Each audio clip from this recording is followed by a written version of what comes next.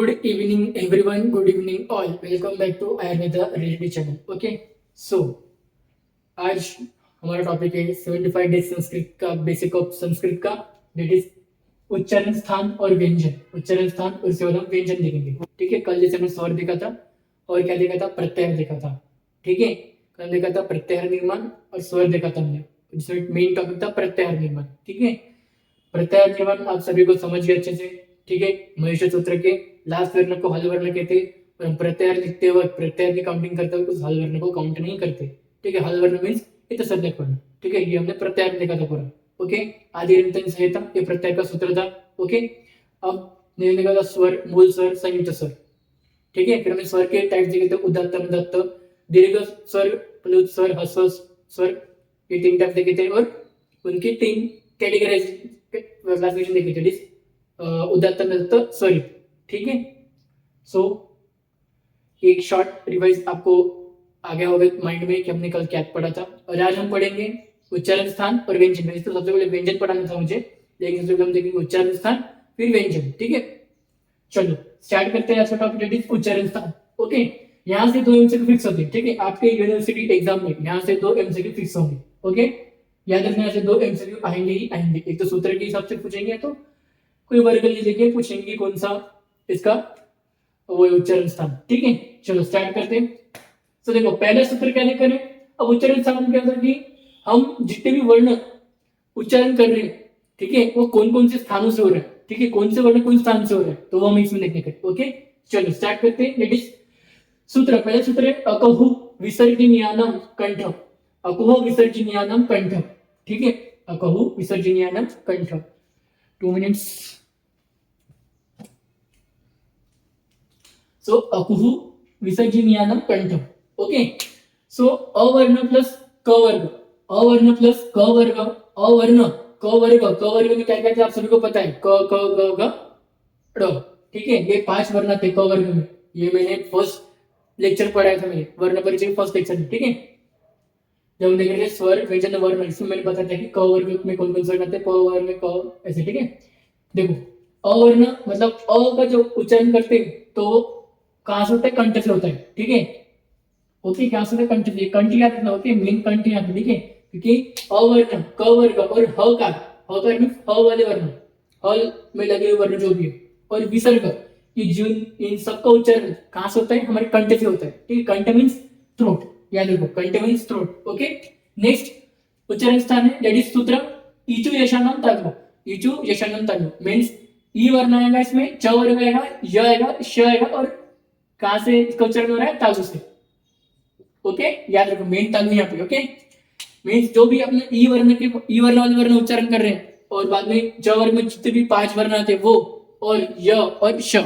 ठीक है, ये क्या से इनका उच्चारण हो रहा है, तालु मींस पैलेट। ओके, जो हमारा पैलेट है वहां से इन सबका उच्चारण होता है। ओके, नेक्स्ट सूत्र हमारा तीसरा रुद्रशानम मूर्धा मींस, रुद्रशानम मूर्धा मींस देखो रु वर्ण जो हम रु उच्चारण करते हैं वो, और ट वर्ग ट ट ड ड ञ, और र और श, ये सब कहां से उच्चारण हो रहे, मूर्धा से। ओके, ये कहां उच्चारण होते हैं, मूर्धा से। ठीक है, मूर्धा means roof of mouth, mouth का जो रूफ वाला पार्ट है वहां से सब वर्ण का उच्चारण होता है। ठीक है, रु वर्ण का और ट वर्ग में जितने 5 वर्ण थे वो, और र वर्ण और श वर्ण। ओके, हलंत र और हलंत श मींस र और श। ठीक है, नेक्स्ट ऋतु लसानम, तीसरा चौथा सूत्र क्या है, ऋतु लसानम दंता। ऋतु लसानम दंता मींस यहाँ पे कौन से वर्ण आते हैं, ध्रुव वर्ण प्लस ट वर्ग में जितने वर्ण, त वर्ग त त त त न, ये 5 वर्ण प्लस ल और स, ये किससे उच्चारण हो रहा है, दंत से हमारे, कहां से, दंत से मींस तीत। ओके, 5वां सूत्र है हमारा उपदमान्य नामष्टक। उपदमान्य नामष्टक मींस यहाँ पे उ वर्ग, उ वर्ण जो हम उ उच्चारण करते हैं वो उ वर्ण प्लस प वर्ग प्लस इसको उपदमान्य बोलते हैं। ये साइन को जो ये साइन क्या बोलते हैं, उपदमान्य, ये साइन होता है इसे हम उपदमान्य बोलते हैं। ठीक है, उपदमान्य प, उपदमान्य प और फ कहां से उच्चारण करते हैं, कहां उच्चारण होता है, लिप्स से, ओष्ठ से। ओष्ठ, ओष्ठ मींस लिप्स। ओके, ये लिप्स है वो। ओके, ओष्ठ से। ठीक है, सूत्र नंबर 6 दैट इज ईय मंगनानाम नासिका च। ठीक है, अनुस्वार, अनुस्वार वाले जितने भी वर्ण होंगे वो ईय और म और अंग, फिर न, फिर और एक न। ठीक है, नल का न, फिर इन सब वर्ण का कहां से उच्चारण होता है, नासिका से, ओके। यहाँ का ओष्ठ, यहाँ नासिका से, मीन्स नोज, नोज से उच्चारण होता है, ठीक है। आप करके भी देखो, ठीक है, आपको थोड़ा बहुत मतलब प्रैक्टिकली आपको पता चलेगा कि कहाँ से वर्ण उच्चारण हो रहे हैं या ये वर्ण, ठीक है। तो आपको भी थोड़ा समझ में आएगा कि हाँ सही में ये वर्ण नीचे उच्चारण हो रहे हैं, मतलब कहीं ना कहीं यहाँ से उच्चारण हो रहे हैं, ओके।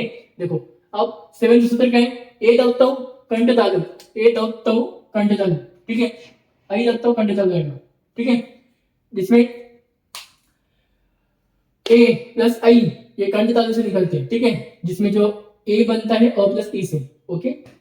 थ्रोट प्लस पैलेट से ये दो वर्ण का उच्चारण होता है, थ्रोट प्लस पैलेट दोनों का भी इन्वॉल्वमेंट होता है इन दो वर्ण का उच्चारण करते हुए, ठीक है। सूत्र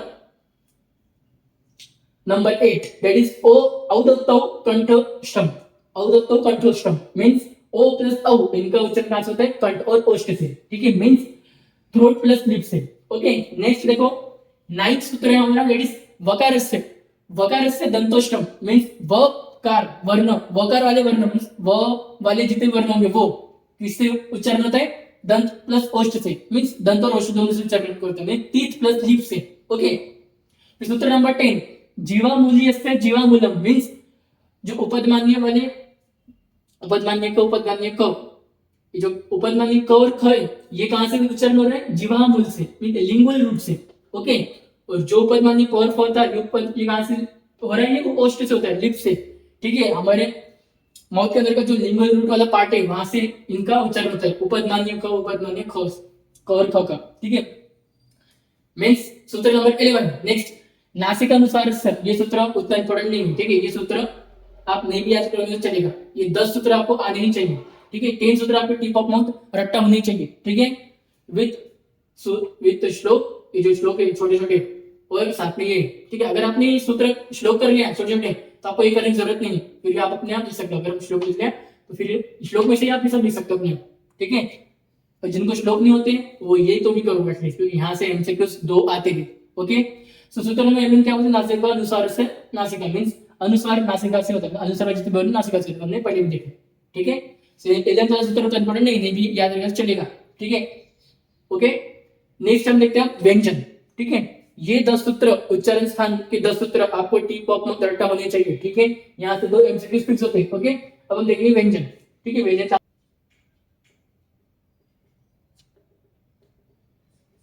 व्यंजन, ओके। तो व्यंजन क्लासिफिकेशन 3 होते हैं,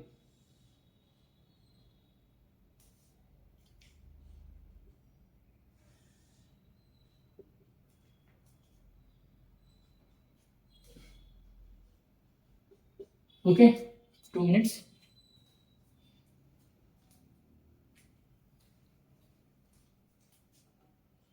पहला होता है स्पर्श व्यंजन, ठीक है। दूसरा होता है अंतस्थ,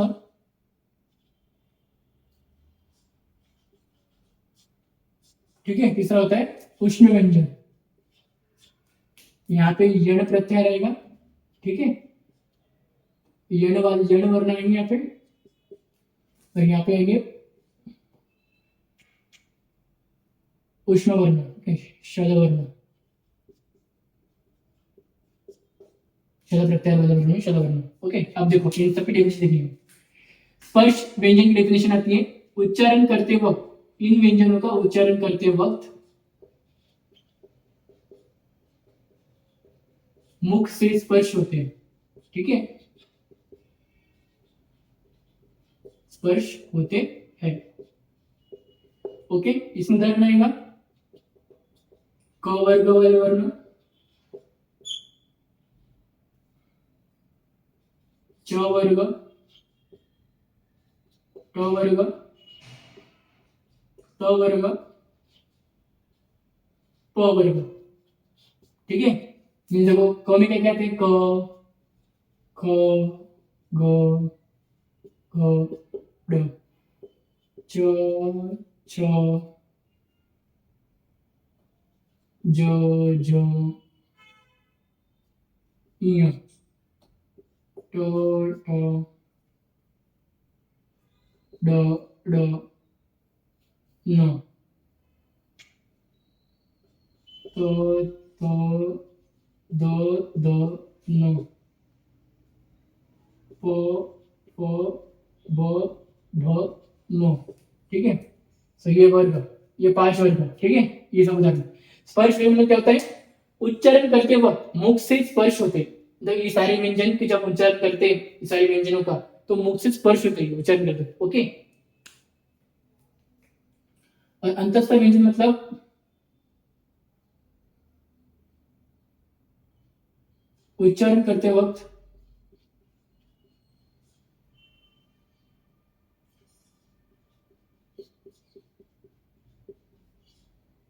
उच्चारण करते वक्त 2 मिनट्स।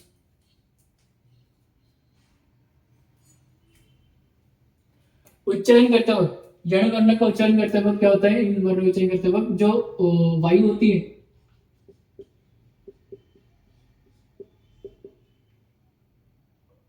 वो अंदर की ओर निकलती है, ठीक है। इसमें उदाहरण आएंगे यवर्ग, गण प्रत्यार है ना, यवर्ग, ओके। देखो जब हम इन वर्णों का उच्चारण करते हैं तो उच्चारण करते वक्त जो वायु होती है वो अंदर की ओर, प्राण वायु, ठीक है, वायु प्राण वायु, जो प्राण वायु वो अंदर की ओर निकलती है, ठीक है। जैसे उच्चारण करो य व र ल, प्राण वायु अंदर की ओर निकलती है, ठीक, बाहर नहीं। नेक्स्ट है उष्ण वर्ण, उच्चारण करते वक्त, उच्चारण करते वक्त गर्म वायु बाहर निकलती है, बाहर निकलती है। उदाहरण इसमें